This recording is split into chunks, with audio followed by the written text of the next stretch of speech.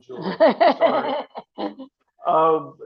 When Paul in the New Testament writes, um, he's going out to these churches. He's starting churches, and he always winds up having to leave because it's his job to keep moving. He never leaves or abandons them. He's always with them. And in a lot of his books, he's writing to people that he's been with and said goodbye to. We, as a body, are given, I say this often, we're given the gift of each other. Eventually, we all say goodbye. And Louise, you've been with us a long time. There comes a time for it. It's always difficult, but at the same time, we never really leave. We will keep you, obviously, you're always welcome, but we'll keep in touch. And then for Kay, this diagnosis, there are a few things I can think of more stressful than, and it's not really a diagnosis yet, it's a warning. And yet it's one of the most concerning things. So remember Kay Bramlett today, but going forward, and her family, Lisa, her sister, it is a burden on the entire family. God, we're always thankful. Even in these weeks where things are in turmoil, we see evidence. We see times where we're confident, where we see your hand in our lives, and we're grateful for that. It doesn't change the concerns that we have.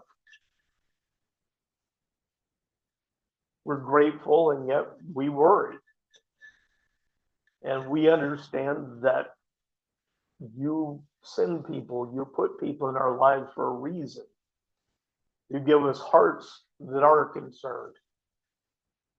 We've named these ones that we especially ask for your hand on. We ask for guidance and healing. We ask for peace.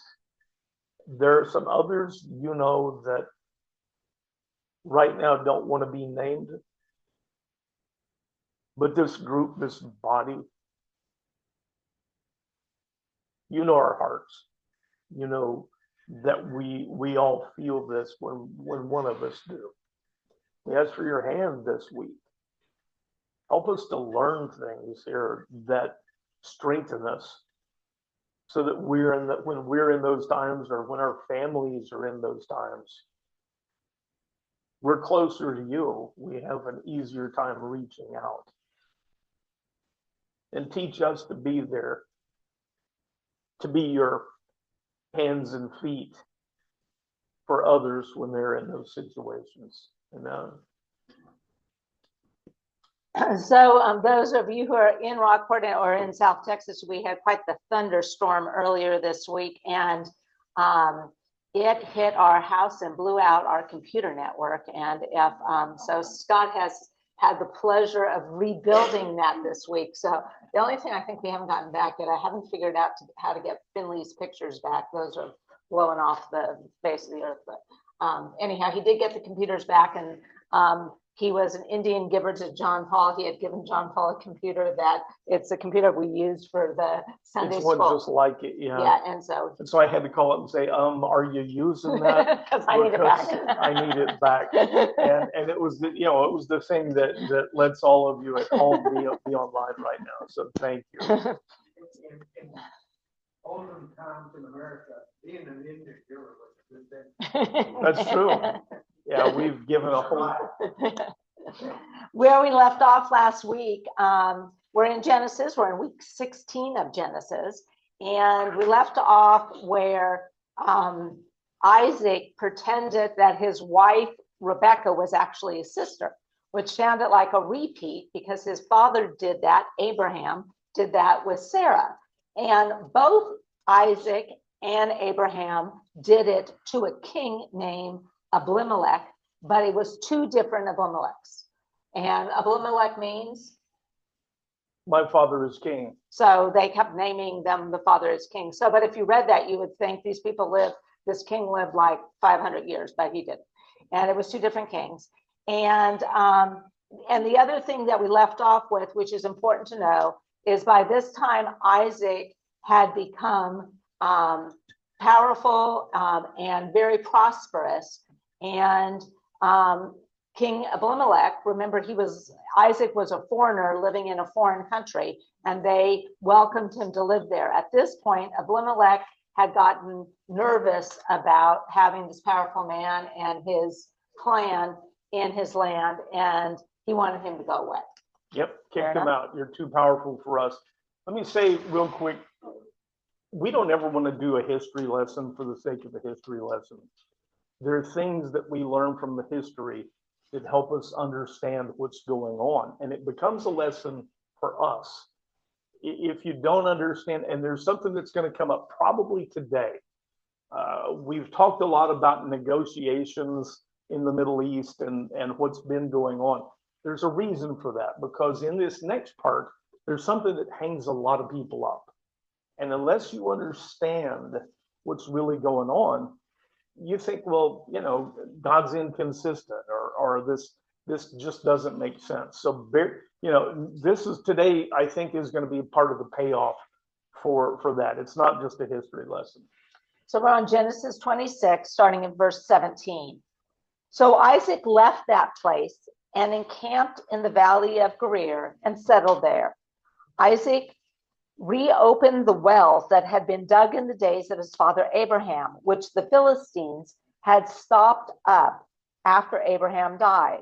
And he gave these wells the same name his father had given them. Then Isaac's servants dug in the valley and found a well of fresh water there. But the herdsmen of Gerar quarreled with Isaac's herdsmen and said, "Water is ours." So he named the well Esek, because they contended with him. Then they dug another well and quarreled over that one also. So he named it Sitnah. He moved on from there and dug another well, and they did not quarrel over it. He named it Rehoboth and said, "At last the Lord has made room for us, and we will be fruitful in the land." From there, Isaac went up to Beersheba, and that night the Lord appeared to him and said, "I am the God of your father Abraham. Do not be afraid, for I am with you. I will bless you and multiply your descendants for the sake of my servant Abraham." So Isaac built an altar there and called on the name of the Lord, and he pitched his tent there. His servants also dug a well there. Lots of wells. Oh, no, it's important. So several things you see here. This is Isaac. He's been living in this area where Abimelech is king. And Abimelech says, "You're just getting too big and powerful for us. You got to go." Isaac didn't argue with them. Some of the other characters in the Bible go to war a lot. Isaac doesn't. Isaac packs up and leaves, and he goes back to an area where Abraham used to be, and the wells had been stopped up. But the locals say, "Oh no, those are our wells." Water at this time is like oil now. It's the oil of the Middle East. These wells are incredibly important, and they fight wars over them. And they say, "Oh no, those are ours." Now he can fight with them. He's big and powerful with all of his people, but he packs up and leaves. Dig a new well. Nope, that one's ours. Fine, they moved down. They did. Now the idea that they're able to bring in wells, this sounds like every time you dig, you hit water. You lived in the Middle East, right? It's not. There's not a lot of water. Yes, and so Isaac is blessed, and they're reaching wells. You see that these people say, no, that's ours. You're in our place. They're actually blessed. They are enriched because of Isaac. They get new wells. He moves on. They go to a different place. They bring a well in, and this time there's no fight. And the first thing he does is he makes an altar to God. He remembers God. When we have good fortune, when we are blessed, we often forget to do that first. There are things here we should pay attention to. And he names it. Anytime, I told you, anytime you see beer, B-E-E-R, it's a well. And they have names. They're that uncommon. And so he says, finally, God has made a place for us. And they settle down. And the last part of that, I'm trying to remember what was the. He reaffirms the covenant. God reaffirms the covenant. Yeah, I mean, God speaks to him. Remember, God has spoken to Abraham over and over again about the covenant and reinforced his promise. But now he speaks directly to Isaac. And you see the things that keep getting repeated. And it is exactly the covenant that he spoke to Abraham. And the part about through you and your descendants, all people on earth will be blessed. This is sometimes some of the prophecies escape me. I mean, people think they see prophecies, and I don't know. This is very clearly a prophecy of Messiah.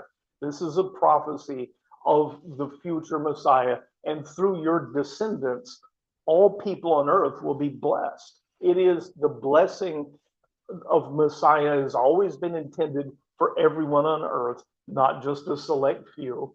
And they were told about it. This is why I keep coming back to the idea that this whole Old Testament story is a story of the lineage of the coming Messiah eventually. That's what this is about.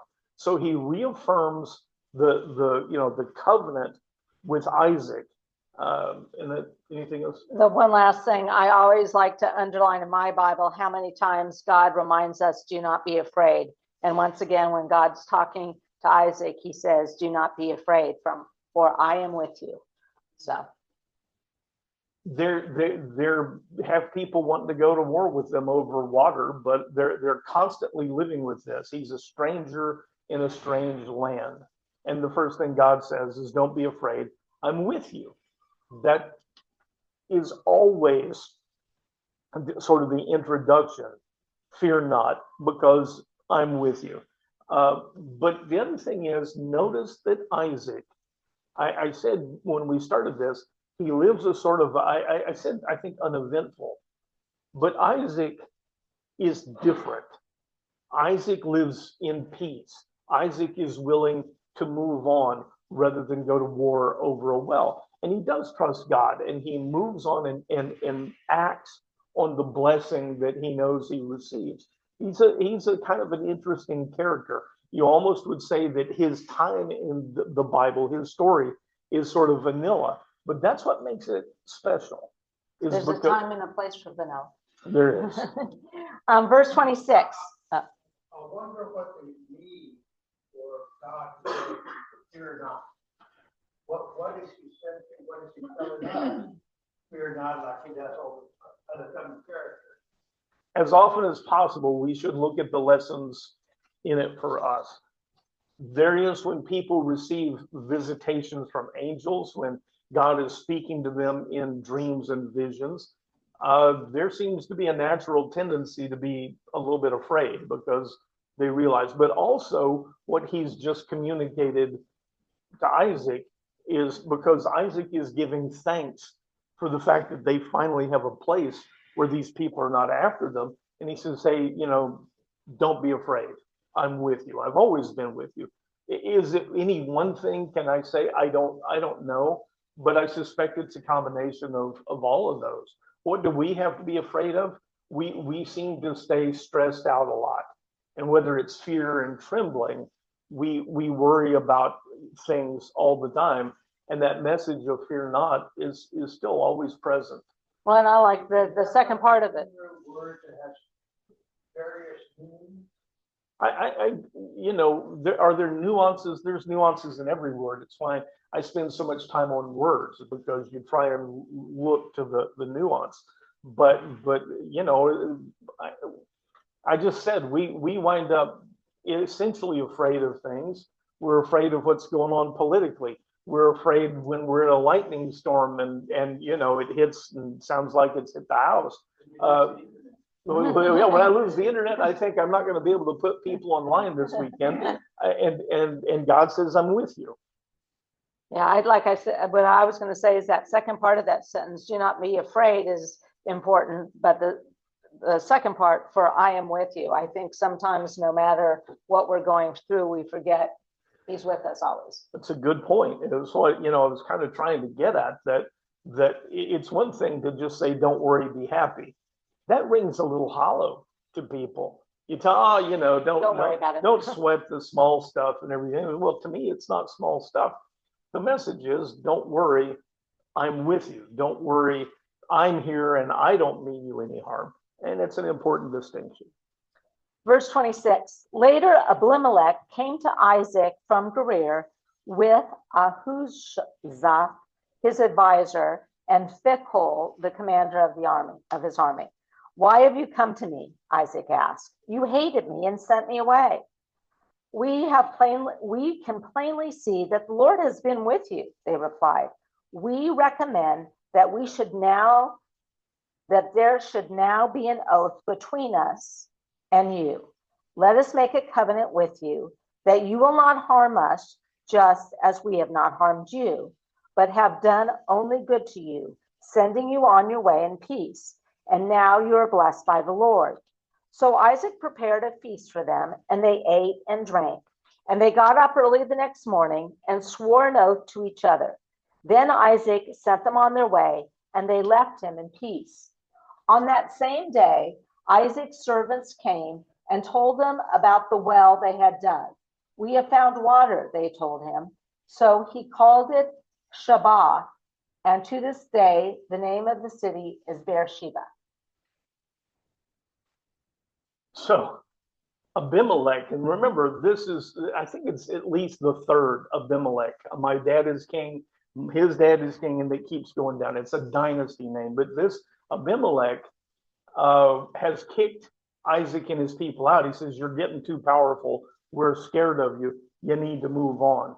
And he moves on, and this keeps happening. They keep bringing in new wells, and they continue to prosper. And I'm sure Abimelech thought, when I kick them out, they're not going to have Abimelech's place to live in anymore. Things are going to go downhill. And now they continue to prosper, and he begins to rethink. He wasn't the Abimelech that saw all the things with Abraham. And so then he sees Isaac continuing to be blessed, and he says, it might be a good idea if I didn't mess with these people.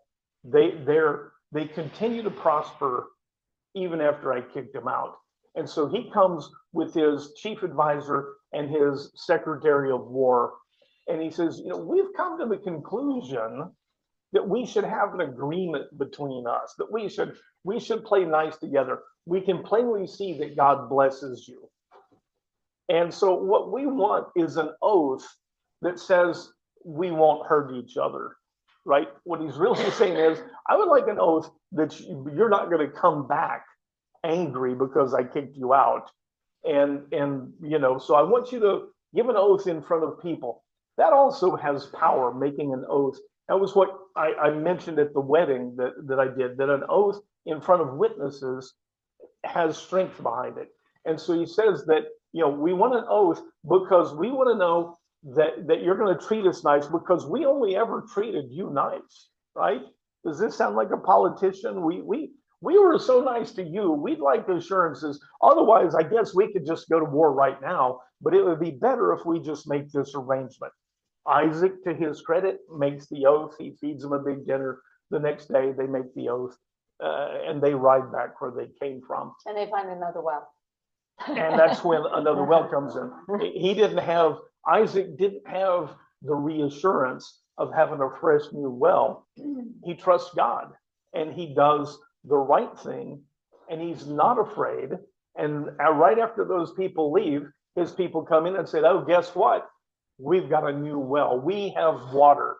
It's hard to imagine, it's hard to picture how important it is in that region to be able to say we have water compared to we don't have water. I kept thinking of Isaac and his people. Every time they dug a well, they found water. It would be like following some wildcatter looking for oil. And every time they dig a hole, it has oil. I mean, and that's what the other guys are saying, because they dig a lot of holes and there's no water. But these guys, every time they dig it, there's water. Yeah, everything he touches turns to gold. Now, we always say there was no chapters and verses, and if I was in charge of chapters and verses, I would start chapter 27 at chapter 26, verse 34, because that's where it should start, in my opinion. So 34. When Esau was 40 years old, he took as his wife Judith, daughter of Beri the Hittite, and Basemath, daughter of Elon the Hittite. And they brought grief to Isaac and Rebekah. When Isaac was old and his eyes were so weak that he could no longer see, he called his older son Esau and said to him, "My son?" "Here I am," Esau replied. "Look," said Isaac, "I am now old and do not know the day of my death. Take your weapons, your quiver and bow, and go out into the field to hunt some game for me. Then prepare a tasty dish that I love and bring it to me to eat, so that I may bless you before I die." So a couple of things. Esau, you remember Abraham sends his servant back to the old country to find a wife for Isaac. Esau is this big, burly, hairy hunter guy that is even more appreciated in that time. Esau finds his own wives. I'm sure Esau has no problem finding wives. And he chooses a couple of local Hittite women, and it just gives heartburn to Isaac and Rebekah. They have habits, they have their own gods, they have, they're not like us. And it makes problems in the family. And it says that Isaac is now getting old. His eyesight is gone, and he doesn't know the hour of his death. That's to tell you he suspects it's going to be soon. He sees time running out. And he doesn't want to wait till what seems like the last minute to give the blessing. The birthright is a little different, but they're sort of rolled up together. But give the blessing that he's going to give to the firstborn. And he calls him in, and where it says, Esau, and he says, "Here I am," he can't see anymore. And he says, "I want you to go." He's a hunter. Go hunt some game and make me that red stew I like, and then we can eat, and so that I can give you my blessing. And it sounds like he's making the meal a precondition. If you go get some game for me, I'm going to bless you. It's not that. He's saying we're going to make a big day of this. This is a big day, and let's make it, one last big feast. Go out. I love the game because it says earlier. I love the wild game. I love the stew. You make the stew. We'll have a big day, and this is the day that I give you my blessing. So don't be confused. If you read this chapter the wrong way, and a lot of people do, and a lot of people seem to want to read it the wrong way, you can come up with some wildly different conclusions. And just to remind everybody, remember when Sarah when Isaac had a child, he had Jacob and Esau. And Esau was born first. They were twins. And Jacob, his twin brother, held on to his heel and literally came out grasping at the heel of his brother. So when it says Esau is 40 years old, so is Jacob. He has a twin brother that's, minutes younger than he is, but Esau is the older of the two. And remember, if you guys weren't there last week, remember that Esau sold his birthright for some stew that Jacob was making. And so he's already been. Contrary to what you may have been told, the birthright doesn't mean the oldest son gets everything. Now, customs change, but by and large, the birthright is that the oldest gets a double portion. So if there are 4 brothers, the oldest one gets 2/5, and the other 3 get 1/5 each. In this case, the oldest will get 2/3 and the younger will get 1/3. It's not a winner take all, but he sold his birthright. So now Jacob is entitled to the 2/3 portion. Also remember when the angels come to speak to Abraham and they talk about he's still going to have a child, Sarah is in her tent eavesdropping. Okay, listen to what happens. Now Rebekah was listening to what Isaac told his son Esau. So when Esau went into the field to hunt game and bring it back, Rebekah said to her son Jacob, "Behold, I overheard your father saying to your brother Esau, 'Bring me some game and prepare me a tasty dish to eat, so that I may bless you in the presence of the Lord before I die.' Now, my son, listen to my voice and do exactly as I tell you. Go out to the flock and bring me 2 choice of young goats, so that I can make them into a tasty dish for your father, the kind he loves. Then take it to your father to eat, so he may bless you before he dies." Jacob answered his mother Rebekah, "Look, my brother Esau is a hairy man, but I am smooth-skinned. What if my father touches me? Then I would be revealed to him as a deceiver, and I would bring upon myself a curse rather than a blessing." His mother replied, "Your curse be on me, my son. Just obey my voice and go get them for me. So here's the deceit. This is one of the things that hangs lots of people up. And you may have been taught things that you look at this and you go, my gosh.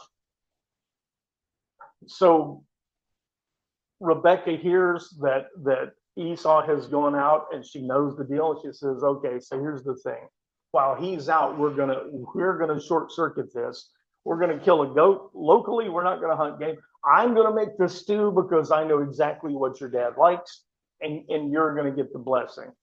And remember, Jacob was Rebecca's favorite. We're told that, and people say, "Oh my gosh, that's deceitful." Well, it's deceitful. Yes, it is. We're going to talk about that. But Jacob comes back and says, "Well, it's not going to work because I know he can't see me, but if he touches me, he's going to know right away I'm not Esau. I also don't smell like I've been out in the field for, hunting for all this time, but he's going to know that I'm not Esau. And instead of getting a blessing, it's going to be a curse upon me." And Rebecca just says, "Let me worry about it. It's on my head. You just do what I tell you." Now, this sounds like the pre-commandment, honor your father and your mother. He's a good Jewish boy. Oh, there are no Jews yet. Okay. He's a good boy and he does what mom says. And they decide to go forward with this plot. History lesson for a reason. In the middle here, we have legendary people like Paul Bunyan, right?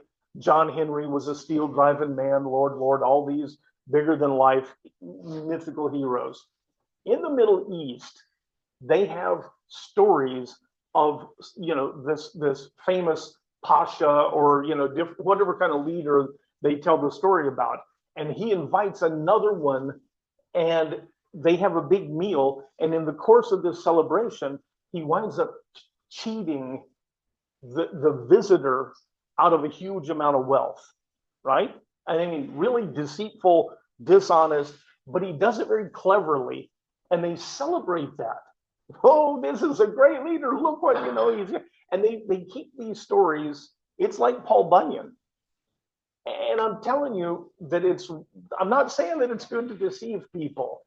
I'm saying that in the culture, historically, being able to outwit someone else and get their stuff is celebrated.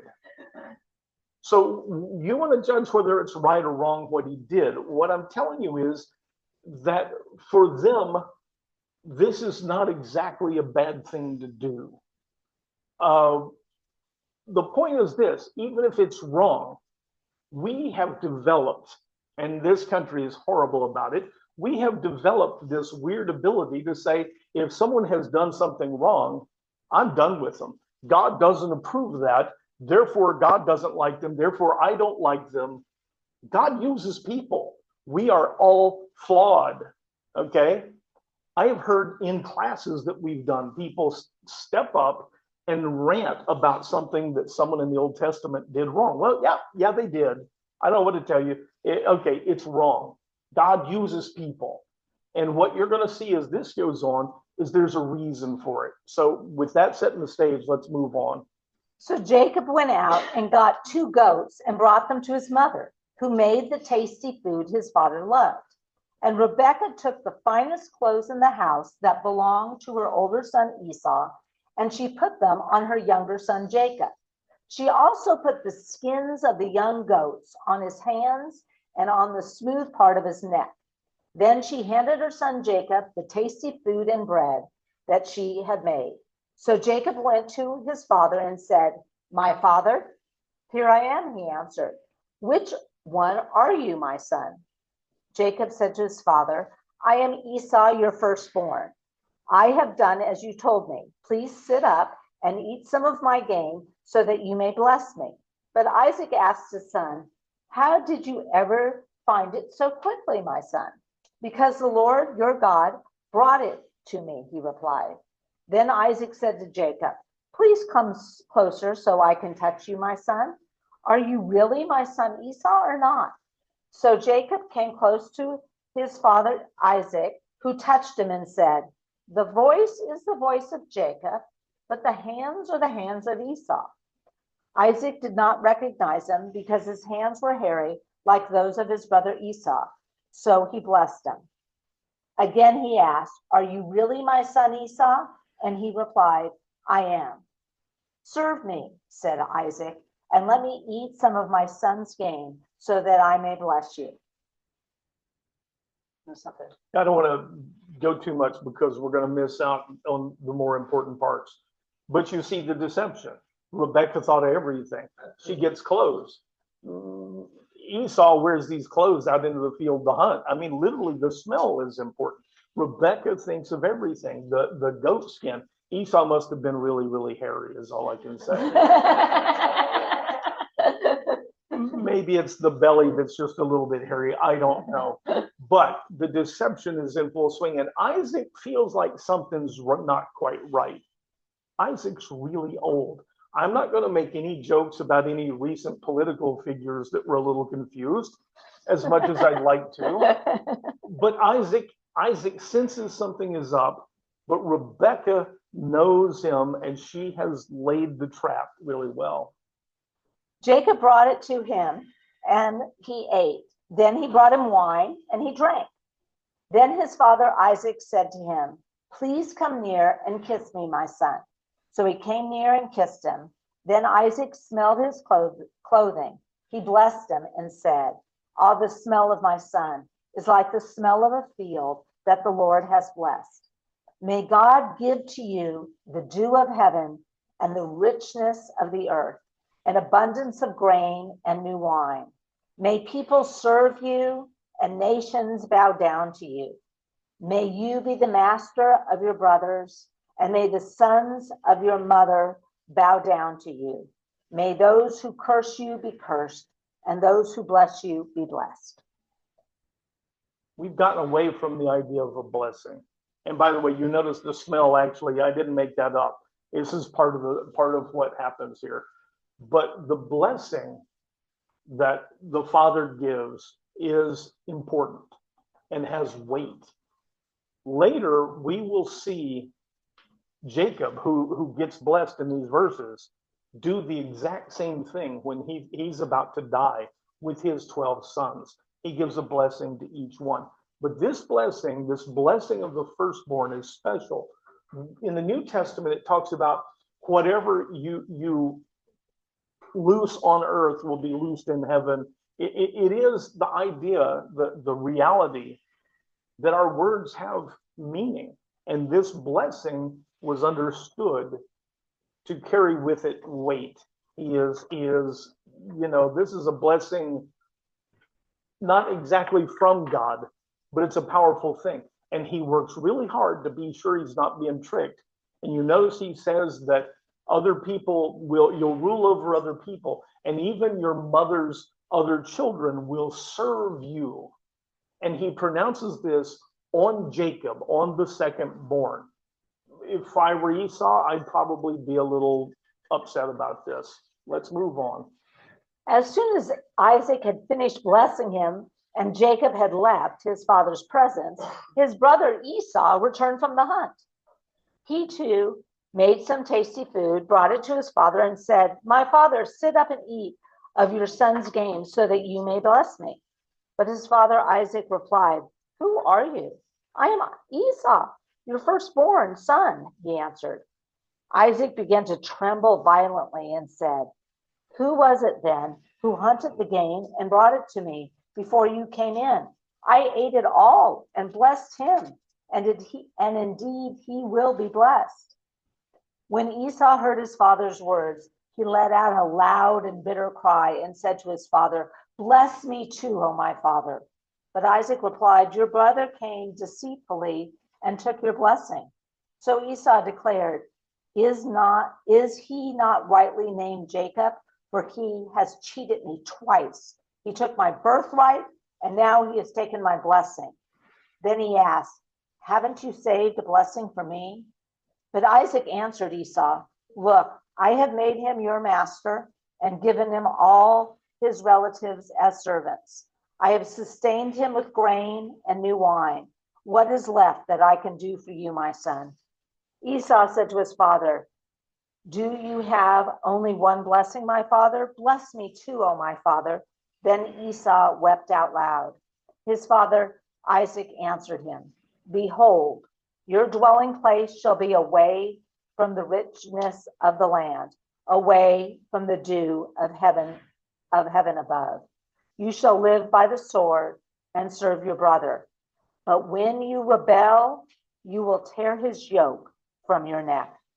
Esau held a grudge against Jacob because of the blessing his father had given him. And Esau said in his heart, "The days of mourning for my father are at hand. Then I will kill my brother Jacob." So this reads like a movie plot or a sitcom. But wait, if you're the ambassador, who was just in here talking to me? We've all seen this. Esau comes in with the stew, and it's exactly that. He says, "I'm here with the stew." And he says, "Who are you?" He says, "No, I'm Esau. I'm here with the stew." And he said, "Well, then who was it who was just, oh no." And he knows what's happened. And he explains, "I just gave the blessing to Jacob." Have we lost something? This idea of giving a blessing? I think we have. I really think we have lost something. We don't give it any weight. We don't even do it. Because part of me thinks, "Oh, you gave it to the wrong person, just redo it." I mean, that's what I'm thinking. A vow, as I said at the wedding, a vow, giving your word means something. Giving the blessing like this means something. And we think, again, this is our weakness. We think, oh, well, just, cross it off like it never happened and do it the right way now. Yeah, a do-over. You don't get do-overs. He's given his word. He's given his blessing. It is binding. And that's what he says. I gave him your blessing and he will be blessed. That's, to me, is very powerful. And again, if it doesn't strike you that way, consider the possibility that we've lost something, not that these words don't have meaning, okay? Esau is sort of pathetic. I mean, Esau starts whining. He says, no, it's not fair. Bless me too, Father. Don't you have a bless me too? This great big burly hunter guy. And he actually begins to weep. And Isaac tells him, "I don't know. I have made him your master." And Isaac is Esau is whining, and he says, let me see. There's one piece I wanted to look for here. "Bless me too, my father." He says, and he says, "No, he took your blessing. Is he not rightly named the grasper? He's cheated me twice. He stole my birthright. Now he's stolen my blessing."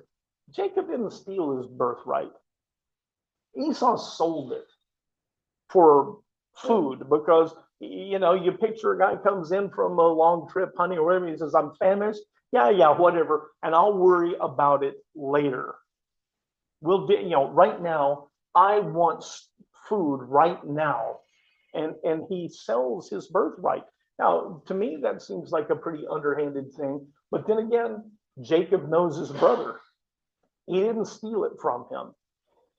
I'm going to float an idea. Hopefully, we'll come back to it. But I've said before that in this lineage of Jesus, of the Messiah, the firstborn multiple times is not the one who inherits because they aren't suitable. And I'm going to go out on a limb here. Most of you saw the movie The Godfather, and you know the Godfather, the Marlon Brando, has 3 sons, and 2 of them are really not suitable to run the family. One of them is such a hothead, he gets himself killed. The next son is just milk toast, and he knows this kid can't run things. And he doesn't want Michael to even be in the business. Yeah, but Michael is the one who's cut out for the job. If you look at this, Esau is very cavalier with his birthright. Whatever. That's not who you want running things. And we're going to see some things from Esau coming up that you realize he would not have been suitable. The idea, though, that Esau keeps begging, come, don't you have another blessing? Just give me a blessing too. Give me some, do something for me. And he's whining. And finally, Isaac tells him, your dwelling place will be away from the richness of the land. I mean, Jacob's going to have it much easier. You're going to dwell in a harsh place. You'll live by the sword, and you'll serve your brother, because he's the one who's been blessed. But he says, eventually, you'll rebel. And when you do, you'll tear his yoke from your neck. So he does give a blessing to Esau. He does give him a promise. You're going to be subservient to your brother, but eventually, you're going to rebel, and you're going to have the might to throw off the shackles, if you will. It is a blessing. Well, Jacob winds up blessing all 12 of his, but he can't give him the same blessing that he's already given to Jacob. But he does say there's going to come a time when you'll overcome this, and we're going to see that happen too. I just keep thinking Isaac's. Great big element here. Back to Isaac, his faith in God. He gives his word, write it down. I'm not going to change because that's my order from above. So he understands that, and he's not going to be wishy-washy. He's not write a contract, hire a lawyer, and change it. He's going to follow what the theory from the boys upstairs. Is that? Yeah, Gene, that's one of those things that should be a lesson to us, that in service to God, our word, we're looked at, we're observed. And if you're known to be a person, when you give your word, you keep it, even when it's inconvenient, even when it's painful, it has value, it has weight. You're right, there is something to that. And that's one of the lessons for us. John Paul's got you. Yes, sir. So the other part of it is Esau married 2 Hittite women outside of his traditional family upbringing. And he didn't care and think one iota about that when he did it. So it's kind of like he gave up not just his birthright to Jacob and not just his blessing, but he gave up his where he came from. I can't think of the word. It's part of what makes him not suitable. He just goes his own way. And you're absolutely right. And you mentioned marrying the 2 Hittite women. Funny you should do that, because we're going to now deal precisely with that. But Esau, after being, in his mind, cheated, and he is cheated here, I mean, there's no doubt, but he's angry. And it says that word gets back to Rebekah, the mother, that Esau has said, all right, I'm not going to do this while my dad's alive. It would break his heart. But the moment dad dies, I'm killing him for what he's just done. How did that word get back to Rebekah? We haven't read that part yet. Oh, well, we haven't read that part yet, but Mary's about to talk about it. Analogy to stop off. I'm gonna wait till my mom dies. And then I'm It is. There's no doubt about it. And I hated to bring that example up, but it's so apropos. Let's go. Let's see if we can get through this. When the words of her older son Esau were relayed to Rebekah, she sent for her younger son Jacob and told him, "Look, your brother Esau is consoling himself by plotting to kill you. So now, my son, obey my voice and flee at once to my brother Laban in Haran. Stay with him for a while until your brother's fury subsides, until your brother's rage against you wanes, and he forgets what you have done to him. Then I will send for you and bring you back from there. Why should I lose both of you in one day?" This confuses a lot of people. Mary was confused by it. It's not that tough. Esau has been out running his mouth.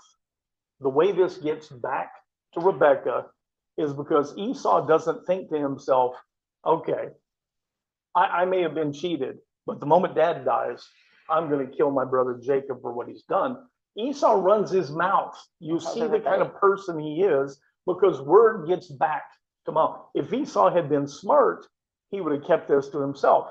There's one of your clues. Esau is not smart. Esau is a good old boy. He's not very smart. He's not very cunning. He runs his mouth, gets back. And so Rebekah tells him, look, you need to go back to the old country to where my brother Laban lives. He'll take you in. And wait, we're going to wait until Esau's anger has subsided. Right? She knows Esau. And she knows that given some time, it'll be like, I'm going to go hunt. I'm not going to bother killing him, whatever. That's Esau. And you go back, and when his anger subsided, I'll send word and bring you back. Why should I lose both of you?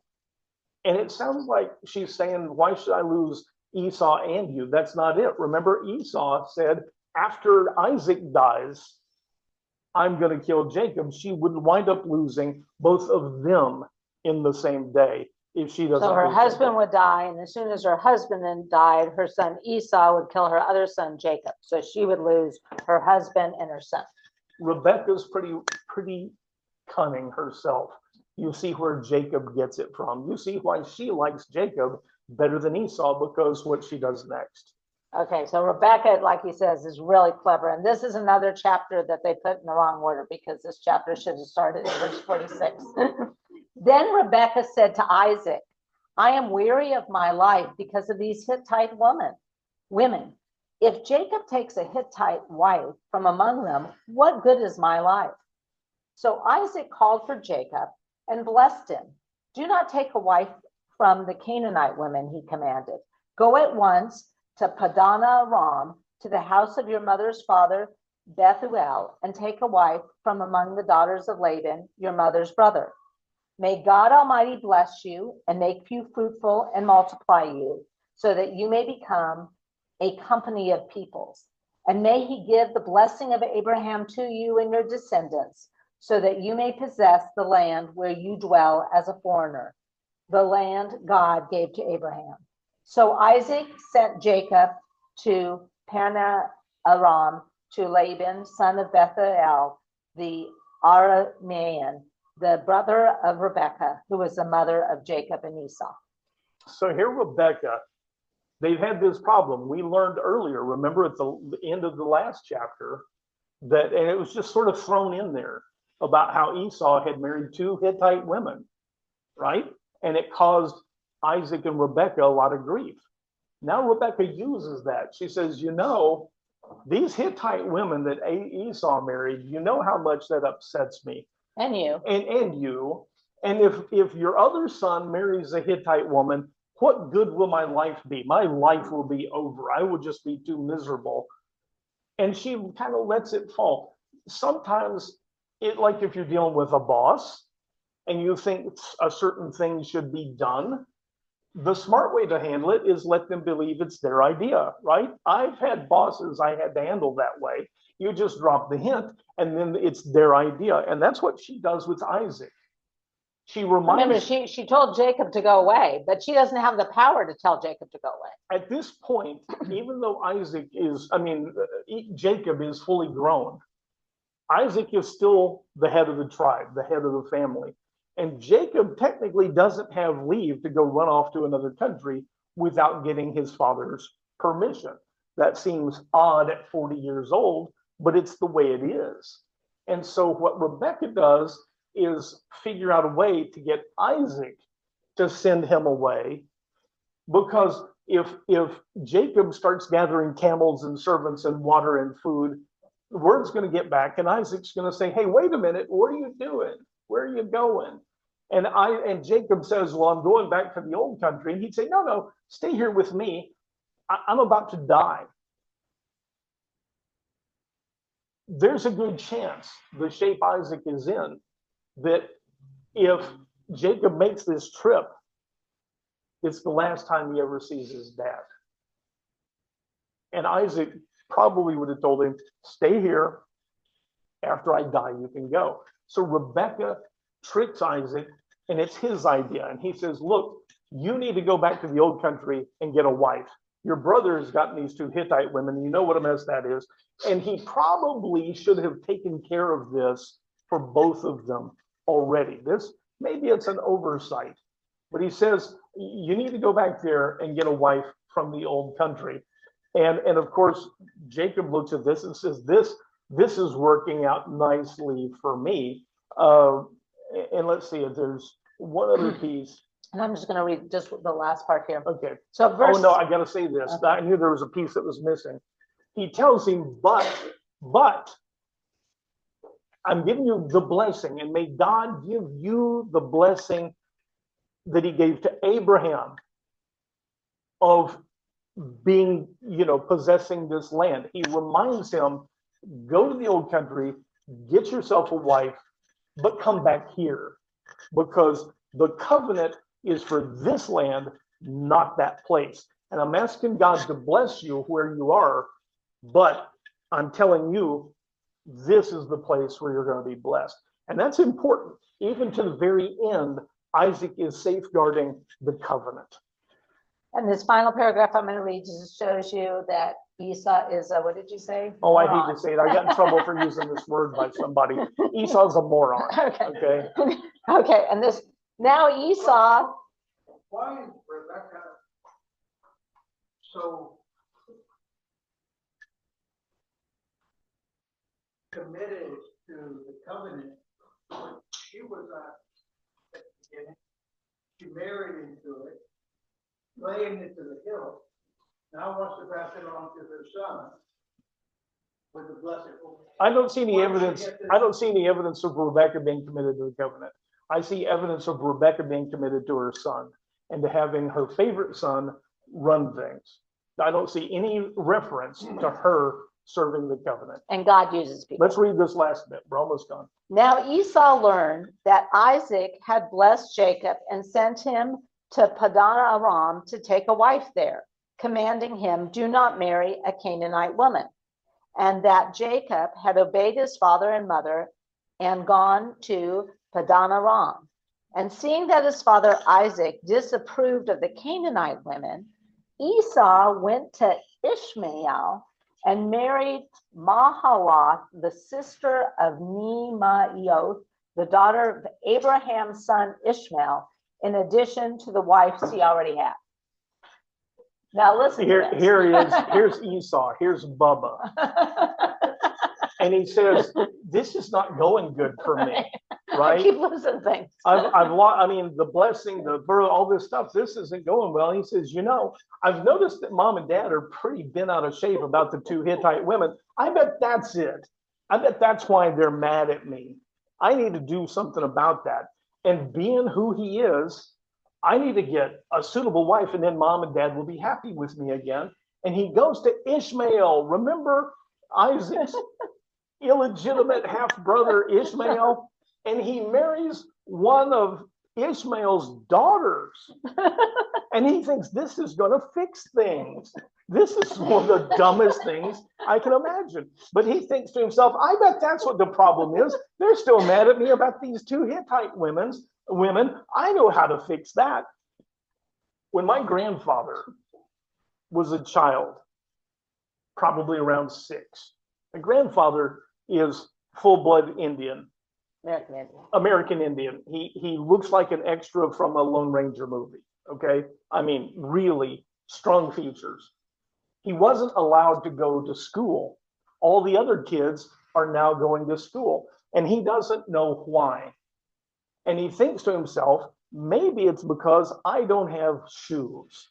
All the other kids are going to school and they all have shoes. So he finds some kind of chemical stuff and paints his feet black and nearly killed himself.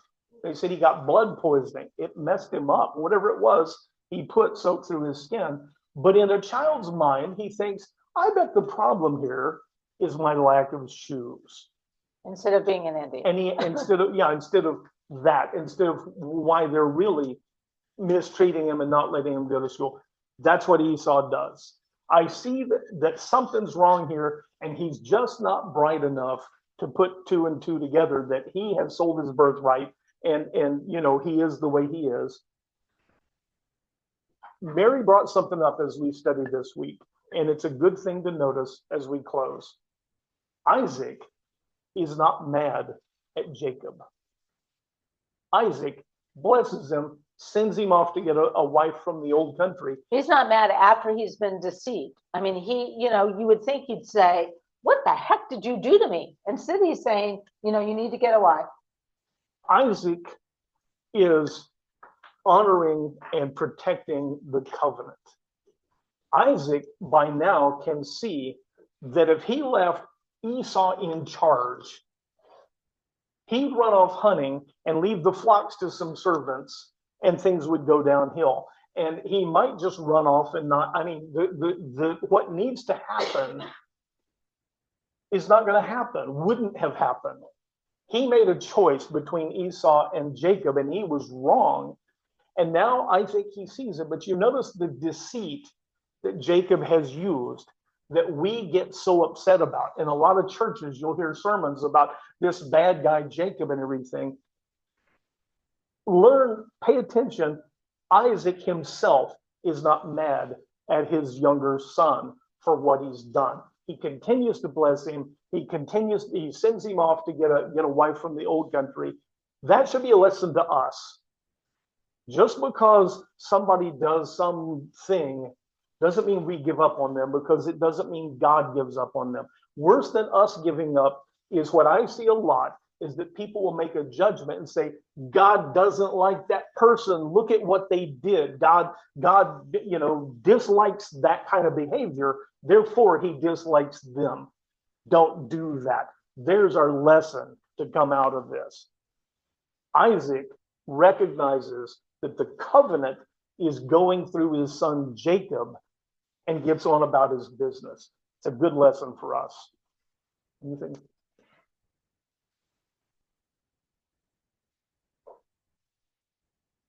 God, we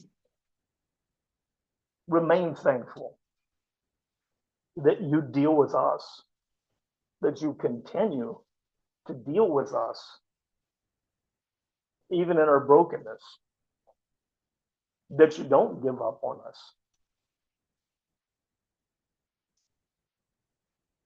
One thing I would ask this week is that you would use that reminder. We say we want to draw close to you. We say we want for your ways to be our ways. That's one of your ways. And that you let this serve as that lesson to us, that reminder that we don't take it on ourselves to give up on people that you don't give up on. That we don't make that judgment. And now we're about to honor, to spend time with one of our friends that has been with us. Keep it in our hearts that we don't say goodbye. Eventually, in this life, we all say goodbye, but it's not the end. That we see these people again. These ones we prayed for earlier, and Kelly wasn't mentioned, but Kelly still lives with so much pain. She is still largely by herself there. We aren't close enough to serve. We ask for your hand. And on Kay that we've brought up, this is such a stressful time. We lift her up. Remind us. Bring her to our hearts, to our prayers, that it not be just a passing thing. Help us be diligent. Amen. Thank you, guys. Have a great day. You're off to. Thank I am you. off. Okay, Scott's off to pick up tacos. So. Okay. Hope to see Luis on Zoom with the rest of us. Okay, bye. See you later. Bye. You had some very good points, Gene.